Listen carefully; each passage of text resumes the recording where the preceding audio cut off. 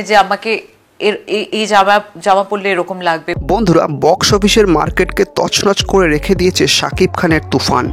রেকর্ডের পর রেকর্ড তৈরি হচ্ছে এই তুফানকে নিয়ে, কিন্তু তার সাথেই দানা বেঁধেছে একটা নতুন বিতর্ক। তুফান ছবির দুষ্টু কোকিল গানটাকে নিয়ে এপার বাংলা থেকে ওপার বাংলার অনেকেই সমালোচনায় মুখর হয়েছে। তার মধ্যে জনপ্রিয় অভিনেত্রী কোয়েল মল্লিকও বাদ যান না। তিনিও কিন্তু একটা বিস্ফোরক মন্তব্য করে দিয়েছেন মিমির দুষ্টু কোকিল গানটাকে নিয়ে।